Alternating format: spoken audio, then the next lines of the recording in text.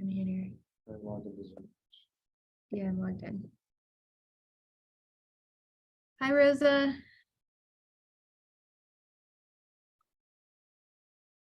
Hi, Rosa.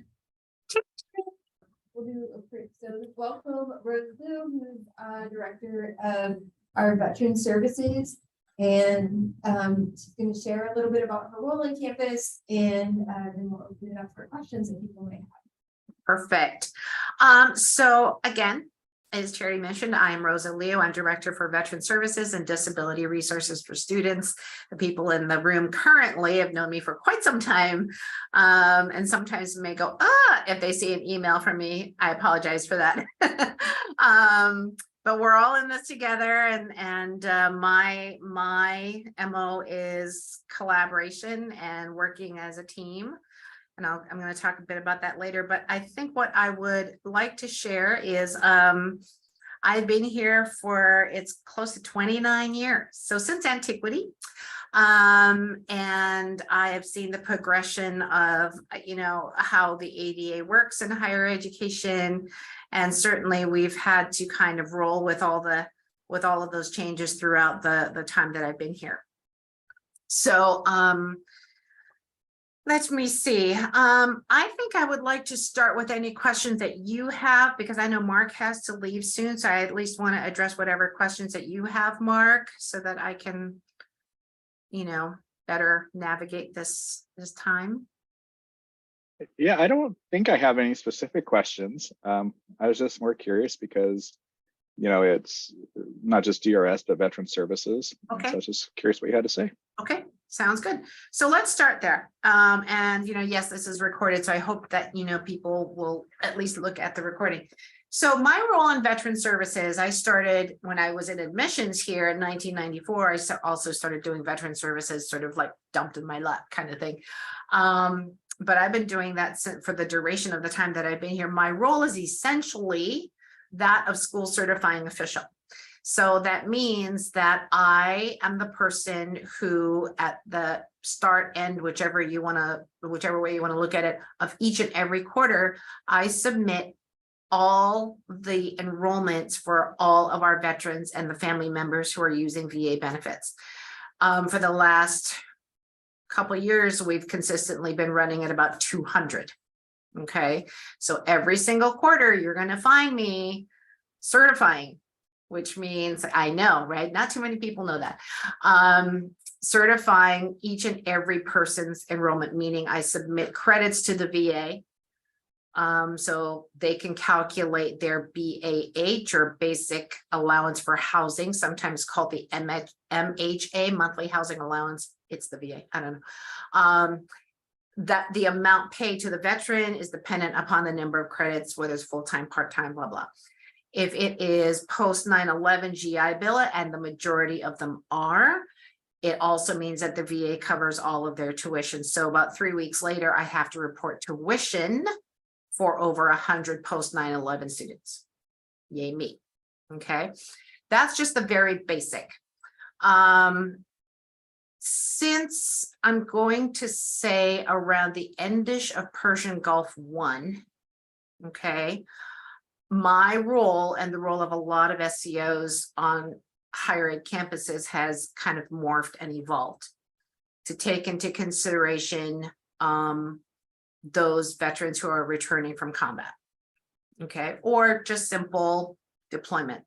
You do not have to be in combat to be considered a veteran.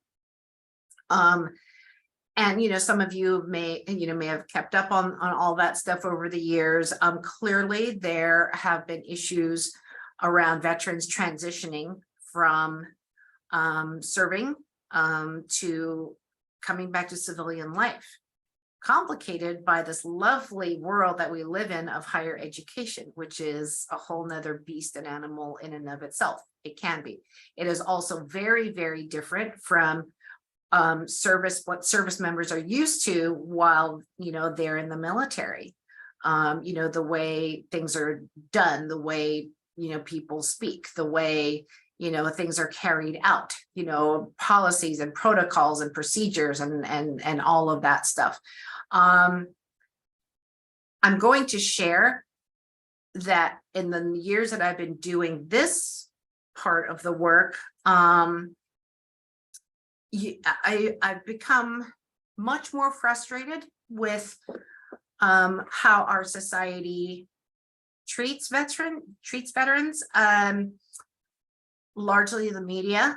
And I'm going to say that makes my heart hurt, because my father, my dear old dad, was an old newspaper man, you know, and back in the old days of Cronkite and you know, Ted Koppel and all of that, where, you know, news was strictly who, what, where, why, how, and that's it. Now we all know what it's become. My father would be turning in his grave. What I really dislike is how media has shaped how society often views veterans. And very few people will even admit that this is how they think or feel, but we know better, right? For example, every time there's an active shooter in this country, which sadly anymore is every day, okay? And if the shooter happens to be a veteran, news agencies feel that it's necessary to report so-and-so, an Army veteran. I question, being my father's daughter, why is that relevant? But what it does a lot of damage, right? Because it sends the message to the unthinking public that, oh, all veterans, you know, are susceptible or whatever, predisposed to becoming active shooters, right? And it's not like they don't have enough stigma attached to them.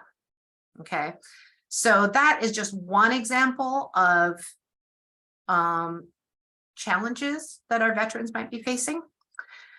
You all may not even know if you have a vet in your classrooms. I will share, and Mark, I am very conscious of the time. In the next 3 minutes, I think what I will share with you are the recommended ways of working with vets. I will say that in communicating with them, you know, it's not like you have to be boom, boom, boom, boom, boom. But, you know, we all have this really great talent of writing these wonderfully informative emails that are paragraphs, right? People who are serving. Well, I know, Mark, but you have to go and I want you to. Thank you for that.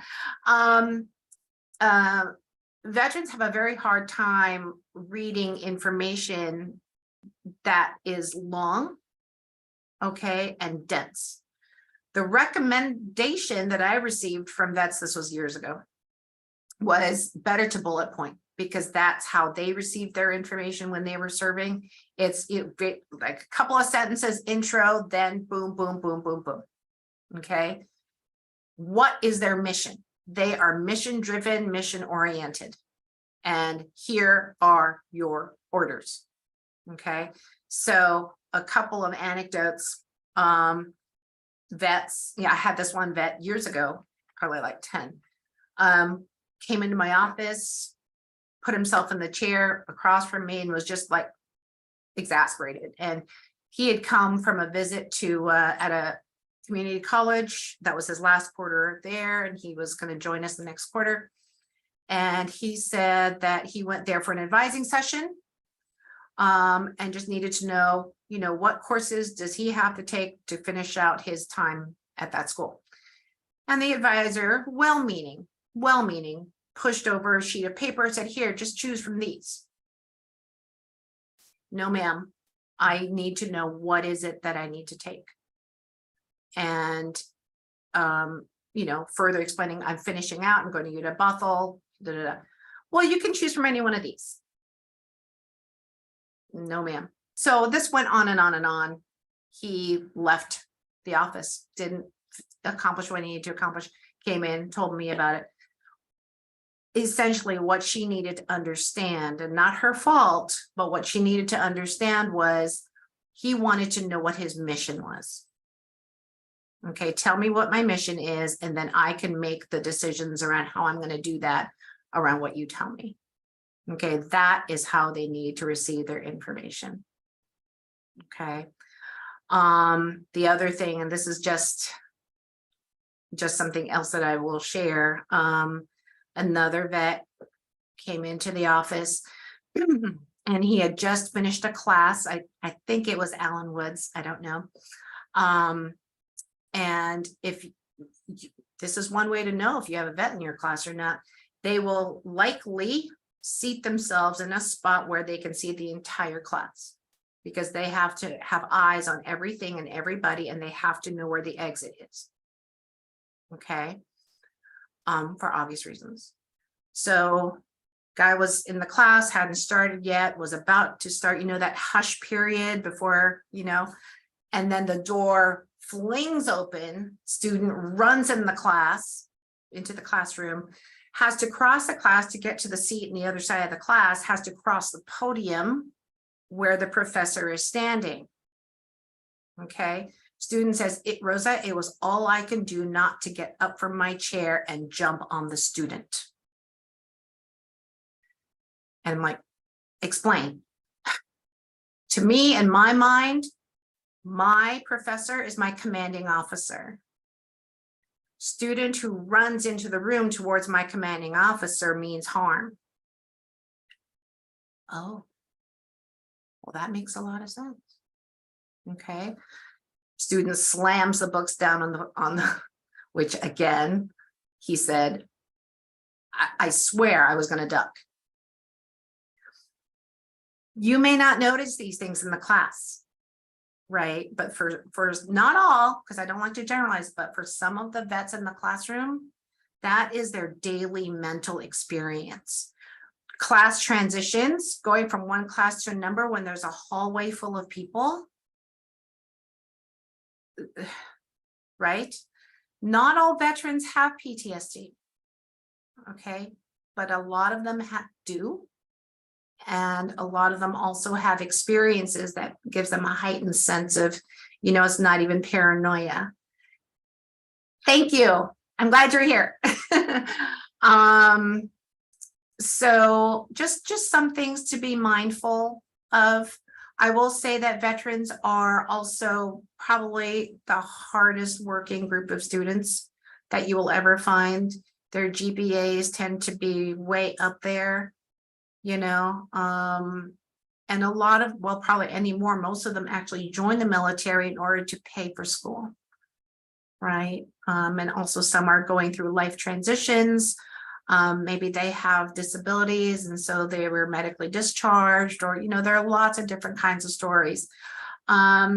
We do have our Veterans Resource Center, where veterans tend to hang out. I would like to see more vets in there, but certainly if you'd like to go and pay a visit, take a look.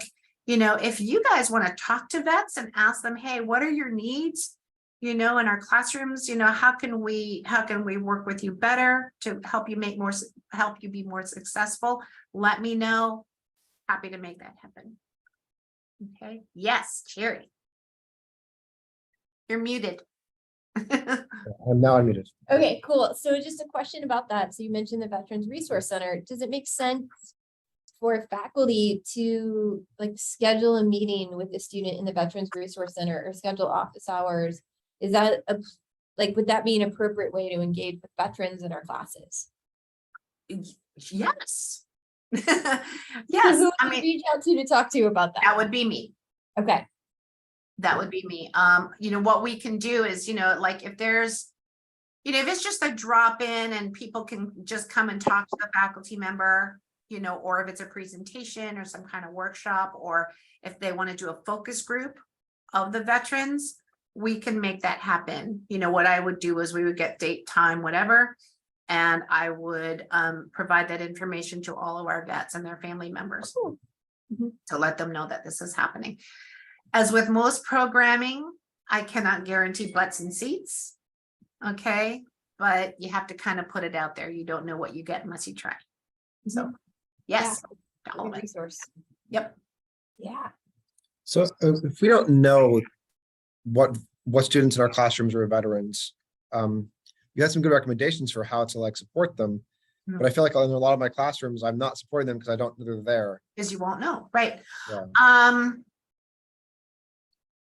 So I will say in your communications, you know, it's more universal, right? We all respond to the bullet points, Mhm. right? To clear, crisp, concise communication. And then if there are students who need more elaboration, then you can elaborate for them, right? The other thing, and this is pretty important, particularly for those students who do have PTSD. And I love stories because it really gets the point across. So I will share this one. This was many years ago when we first went into Kuwait. Okay, that first time. So I had a veteran come in and he was clearly triggered.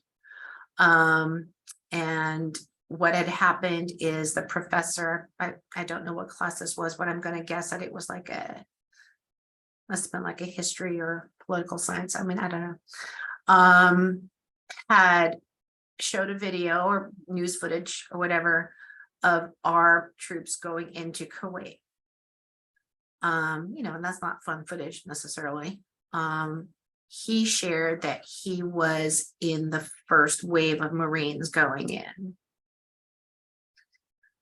And clearly was reliving it in his head.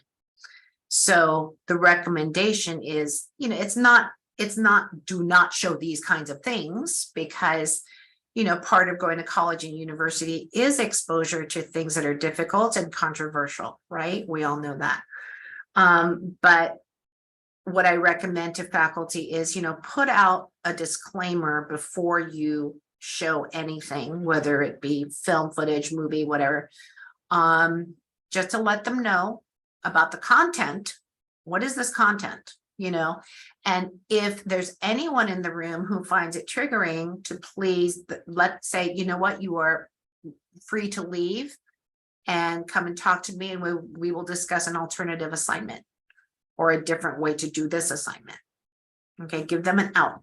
And I'm going to say this doesn't only apply to veterans, it applies to lots of people who've been through different types of trauma, such as domestic violence, motor vehicle accidents, whatever the case may be, or, they might be victims or they might be family members of. So, children and spouses of vets who have been to combat very commonly have things like, what do they call it? Secondary PTSD, living every day in fear that the chaplain is going to show up at their door to let them know that their vet is no longer with us. Okay, so yeah, it's just a kind of a different kind of mindfulness, but just to give people forewarning and give them the out.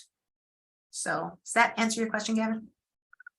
Yes, I mean, if I think of more, I will certainly let you know, but those are the big ones. So, well, that's fine. Thank you for being here. Okay, any more? Oh, yeah. Yeah, I was gonna ask, so what, Liz had a question. oh, I'm sorry, let's have a question. Yeah. Sorry. What forms of stigma? Okay. Stigma. So you mentioned like one earlier, but then some of the other forms of stigma. Yeah, the first one is that they all carry weapons, and that's somewhat true, not always true.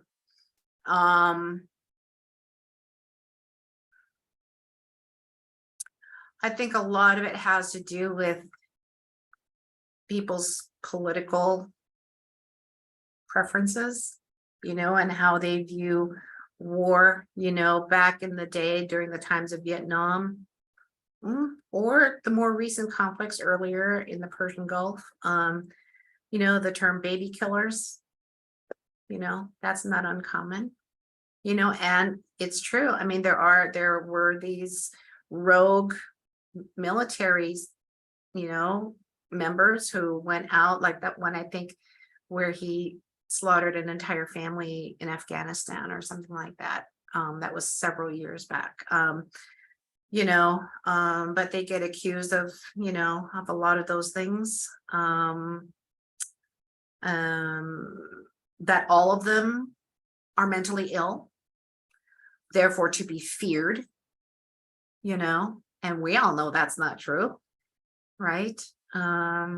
So, Liz, those are just the ones that, rise to the top of my head. If I think of more, I'll definitely share, you know. I did have a conversation this years ago. I'm always saying years ago, but it's true. We haven't had a conversation on this campus about active shooter, have we? For a very long time, right? And I was sitting in a meeting where people were trying to talk about the strategy. What do we do? What do we do? And I just sat back, and then at the end of it, they said, any thoughts? I'm like, a lot. You do know that even though we are a weapons-free campus, that there are some veterans who likely have firearms in their cars. And a lot of deer lights, a lot of Bambis and deer lights. I'm like, yes. And if there's an active shooter incident going on campus and we're in lockdown, I'm not going to say all, but I would put money on that some veterans will run to their cars to get their weapons to help find the perpetrator. That is problematic because they're not in uniform and they could very instantly look like they are the perpetrator, which would be tragic, right? Didn't have any solutions, just putting it out there for, public campus safety to be aware of, PD to be aware of, and they're well-meaning, but there are some veterans out there who cannot turn these things off. There's a reason why they go to boot camp. There's a reason why they go to training, right? I mean, our military, people would say, oh, what, they're all brainwashed. Well, you can call it that if you want to, but they all have to be trained to think alike and to think the same way. Because you don't want, when they're out in combat, you don't want anybody running rogue, right? The mission's really important. Protecting people is really important. Protecting people in their unit is really important. We do have a number of vets who have oh gosh, the term escapes me, survivor guilt. Okay, there are veterans who have lost brothers and sisters in their units and are guilty because they have this, why didn't I die? Why did they have to die? I could have done such and such to save them, which we know is terribly unrealistic, but it's real for them. Sadly, and I don't know the details around this, on Monday, UW Seattle had a veteran commit suicide or die by suicide this week. And again, I don't know the details. I don't know the reasoning behind it. I don't know if the numbers are the same, but I doubt if they're very different. Each and every day, statistically, 22 veterans die by suicide in this country. 22. Considering only 1 to 2% of the entire population enlists in military service, that's a lot per day. So I'm glad we're having this conversation, and I'm glad that we can share this with our colleagues,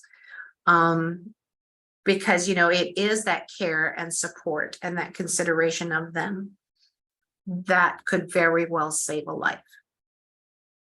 So Rosa, what is it that we do affirmatively to support? I feel like the things that I would be doing in my classroom would be just kind of helping everyone, having bullet points, but do we do like specific reach out regularly to these students? In terms of faculty, no. And to be honest, I don't know what it could be specifically. I mean, you don't want to call them out in class, you know. When I send out those emails about the syllabus statements, that syllabus, those statements are there specifically for veterans. I mean, there's another one for DRS, but the one for veterans is there for that specific reason, to let them know that, hey, you know what, if you need anything, let me know. as your faculty, I will, be happy to help you. I will refer you to, to resources and services. Just let them know that you are conscious that they might be in the room and that they might need you. The other thing is, I think the more you know, the better off you are. And so, this is a plug for the WDVA talk that's happening next week. And I can share it. There we go. It is on November 7th, 3 to 4 p.m. UW 1361. It is in person. And WDVA is coming to talk about veterans cultural engagement, which would probably answer a lot of your questions about what are they experiencing and then how can we help. That training used to be called Battle Mind to Home Mind. I don't know why they changed it. I thought it was a very powerful title, but I'm not the WDVA. Okay. So, I would spread this like wildfire, let faculty know, hey, this is something that, is it true? I will get to that. I think that presentation, I've sat through it like, a half a dozen times, and it's very powerful because it really puts you in the space of the veteran and what they experience when they're in service. Okay, so the more faculty are aware of what veterans go through, they can start thinking for themselves like, oh, I could be doing some things a little bit differently, right? I would also say that any events that we have on campus, Veterans Week is coming up next week. If you have, some time, on the, I think it's on the 8th to go help clean up the archway, meet some of the vets, that would be great. Bring a pair of work gloves, get outside. Hopefully it's not snowing. I hear it's supposed to snow. That would be great. Go plant a flag on our lawn, for Memorial Day. We have those things going on, so we're hoping to have more and more engagement, especially through the VRC this year, because I got a grant and have money for it. Yeah, definitely encourage all of your colleagues to come and meet our veterans. And Charity, I do like that idea of, just scheduling some time, right? To your question, good segue, my dear. So the other hat I wear is disability resources for students. Okay. And yeah, in most institutions, that is two very separate units. So, oh, this is weird. Yes. Welcome to my world. I was asked a few years ago if I wanted to choose one or the other. And I thought about it for a hot second and I said no. Because we were still in the middle of all of our conflicts in the Middle East. And I thought, you know what? If these vets can learn to trust me to get them their money from the VA, if I already have that trust, then they are more likely to trust me to help them with any disabilities they might have. Okay. That it's not like they came in droves because of that, but I do believe that it did bring in the small handful of veterans that I am serving through DRS. Otherwise, unlikely. And, hurts my heart a little bit to know that there are probably more out there that probably could use accommodations, but it's not like I can go and, seek them out. But there are definitely vets who have come to me for things like PTSD.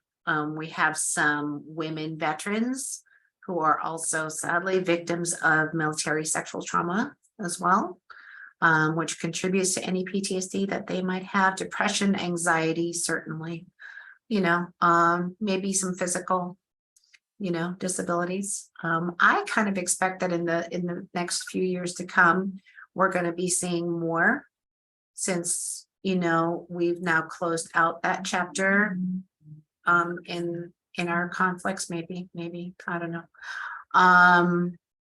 But yeah, we will see. A lot of them usually just need, you know, a little bit more time on things like exams. You know, sometimes recall of material is really difficult. Some can't hear very well because of all the blasts from explosives and things like that. Okay. Thanks, Liz. This will be recorded. This is recorded, so you can listen to the rest of it. So yeah, you know, it's every time I sit in the VRC, just chat with the vets, you know, I'm reminded that, wow, life, this is real. This is where life gets real. You know, life and death, we all lived through something, you know, called COVID, you know, and it made so many things in our lives seem just really insignificant, right? So, again, to your question, veterans are really reticent about admitting that they have anything, whether it be physical, mental, psychological, whatever, because again, in battle mind, if I admit that something's wrong with me, I can no longer serve. Right. And that is why many of them are devastated if they're injured as a result of service and have to leave the service, you know, medical discharge. Right. Because they want to get back in there with their unit. They don't want their unit, you know, family to serve without them. So, you know, even if to them, Advil is a solution to everything. It's like, well, it's a solution to a lot of my things, but you know, that's not true, right? So if I can get them to walk in my doors and use some level of accommodation, that's a win.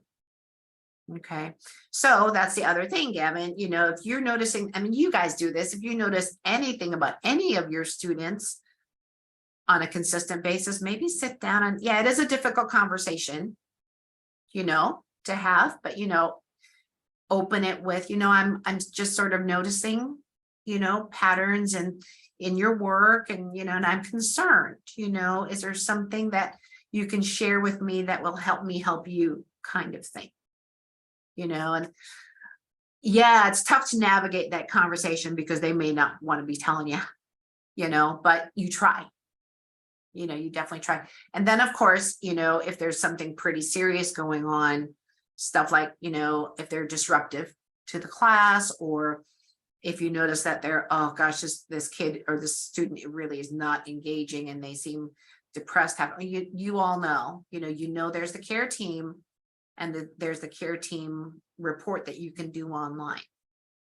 Okay. And a group of people will attend to that. Okay, so there's something else I want to share with faculty. Care team. I am stunned as to how many people still don't know about that. Okay. DRS. So that role is another role of compliance. I have the federal government all over me. Americans with Disabilities Act. Yeah. So it's unlike K through 12, okay, where they are IDEA, Individuals with Disabilities Education Act. Quite different in how K-12 is supposed to address students with disabilities. Unfortunately, and you may see this sometimes if students come and ask you, particularly the freshmen, I want to be able to take my test as many times as I can until I pass it. Oh, Gavin, you're nodding. That's not a good sign.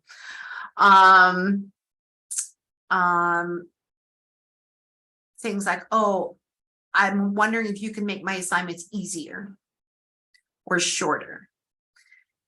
K through 12 engages not in accommodation, but modification. They will actually let students do those things because of real or perceived disability. Okay, not all students in K-12 get medically diagnosed for what the schools think they have. Not all schools have qualified counselors, the school psychs, you know, not all of them are qualified to make diagnoses. So it's a bit of a quandary when they get to higher education. Okay, because I get to have that conversation about these very differences and like, well, over here, your professors are not going to do those things, but let's figure out what we can do so that you can still do the work and meet course expectations. Okay, students with disabilities are required to meet course expectations with or without accommodations.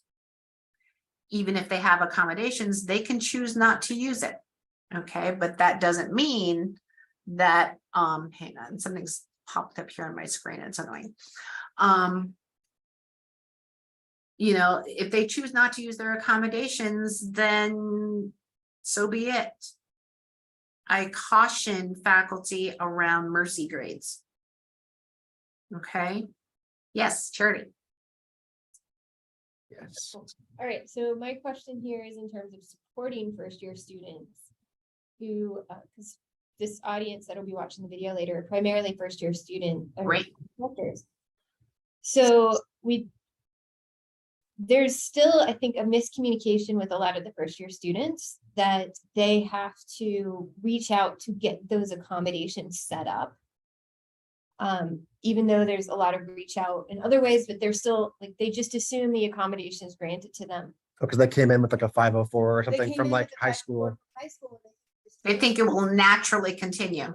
Yeah, and so what are some strategies that you have for like helping students navigate that, and in particular how faculty can help students navigate that process? I've been thinking a lot about that. Yes, a lot of students come in from high school thinking that, oh, well, of course, right? Well, no, just like financial aid money isn't automatically given to you. Being admitted to college isn't an automatic, right?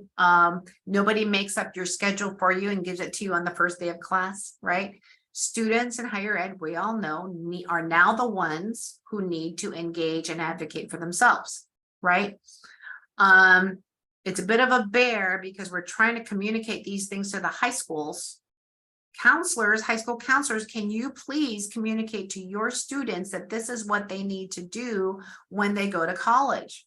Okay, Rosa is not going to go to every classroom and say, who here has a disability? Okay. And in spite of all the communication from OTP and you know, first year and everything, you know, they still can't seem to understand that, no, you need to physically go or physically get online and contact DRS to get this going. And it may or may not look the same as what you got in high school. It might, it could, right? But you have to first engage with DRS in their interactive process. Okay. You also can't just tell me that you have a disability. There's an application that you need to complete where you get to tell me what it is, the who, what, where, why, and how, right? Tell me your story, but you also do need to provide some level of medical documentation. Okay. And so that's the process that we engage in. Apply. I review the application. I sit down with each and every DRS student in what we call an access planning meeting. We got away from the word intake because that was just too medical and intimidating, right? I'm not a doctor, give me a break. So access planning meeting or APM, and that is where we engage in this conversation about what's the issue, what are the barriers, what are the limitations, and then we talk about accommodations that can address those barriers. Okay. Once that is done, oh, just so you know, we as many of you know who have done this with me, you all who have these students in your classes will get a faculty notification letter. Okay, FNL, or what we lovingly call a funnel, right? And that will tell you who the student is and what the accommodations are. I will not share what the disability is unless there's a need to know. And sometimes there is a need to know. Okay. Know that when faculty receive the funnels, okay, the student's condition and barriers and limitations have been vetted. Okay, and these are the accommodations that the student should have access to under the ADA. So I've really done that work for you. Okay, I am very conscious of the fact that not all classes might lend themselves well to the accommodations presented. If there's a concern, one of my favorite things to do is to connect with faculty, or with faculty connect with me, so that we can have those conversations and strategize. It's never about whether or not the student should receive the accommodation. It's how they're to receive the accommodation. And sometimes we have to get really creative. And I try really, really hard not to put so much more work on my faculty. Okay. But sometimes it might require a little bit more work. Okay. Like my recommendation, like this happened, this is a ongoing thing, particularly around math classes. Okay. Might be because of disability that the student can't take an exam at the same time as the other students. It might be because they have back-to-back classes, and that may or may not have been within their control. But they can't be expected to miss a class because they have extended time on their exam for the other class, right? Sometimes faculty might have to provide a different exam. And I know how hard it is to write assessments. All right.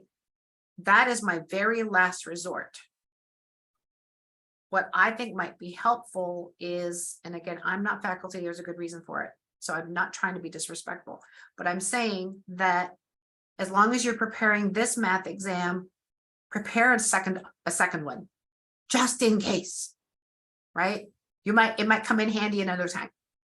Just as long as you're doing the work, just do it. Then you're prepared. And it doesn't become this back and forth. Oh my God, what are we going to do? Right.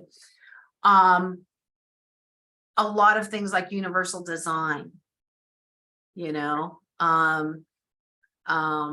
those, if for you, those of you who are not familiar with universal design, those are things that you can do that would help everybody, not just people with disabilities, right? So, like ramps, well, they help everybody, right? Or those buttons on the doors, if you have a lot of grocery bags, it's better to just like with your elbow hit the button and the door opens, right?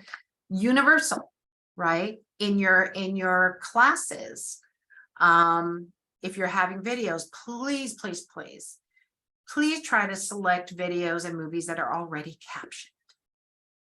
Okay. Should you get deaf and hard of hearing student, not all of them tell me that they're deaf and hard of hearing until they can't hear.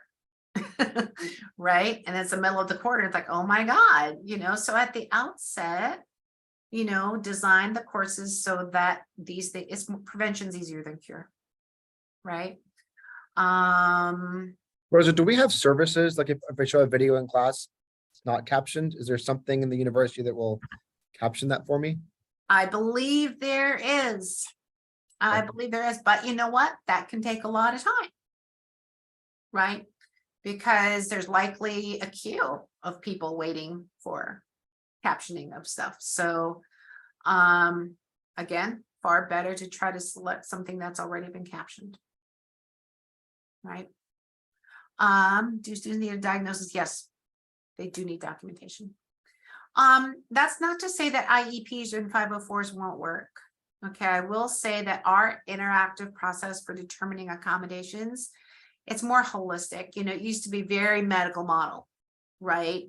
We need doctor, right? We need these qualifications. Well, that was years ago, and now we've sort of moved to the middle, the other end of the extreme, meaning they don't have to present documentation at all. Okay, the UW will never go there. Okay, we will always need something. So I think we are, excuse me, in a good place right now. I could look at an IEP or 504, and if there is something in there that says what the condition is, aha, that will allow me to justify providing at least temporary, if not permanent, accommodations.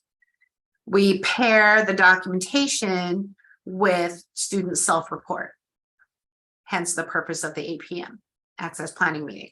Okay, so that they can share with me, okay, this is my disability, this is my experience with it, these are my barriers that I experience. So yeah.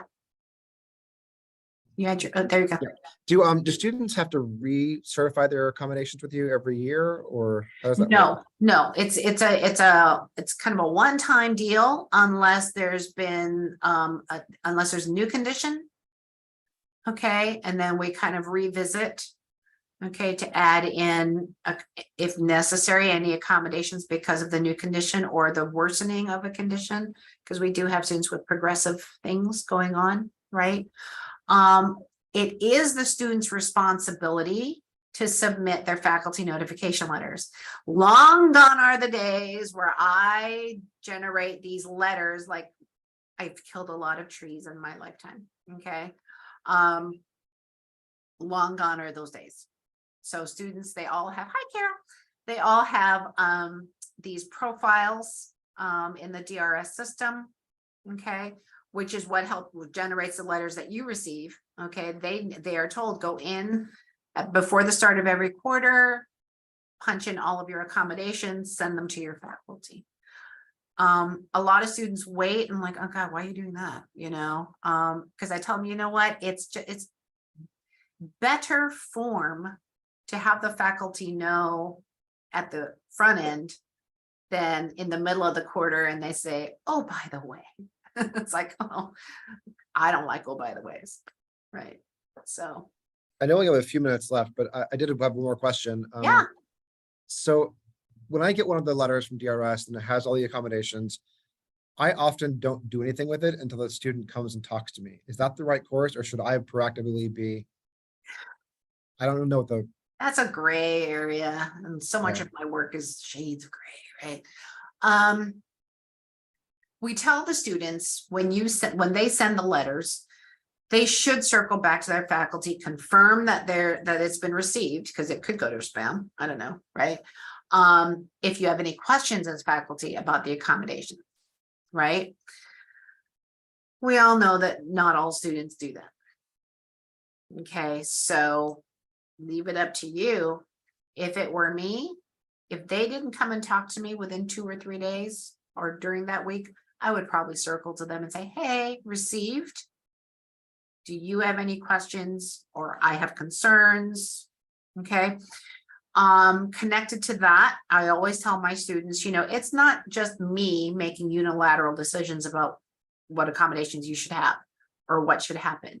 If there is an issue, I am more than happy to have that conversation with student and faculty together in the same room. And I have done that many times.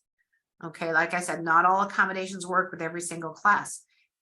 I have a team approach, and it's me, student, and faculty, or anybody else that might be involved, right? And we sit down and we strategize. Again, it's not whether the student should receive the accommodation, it's how we're going to do it for them.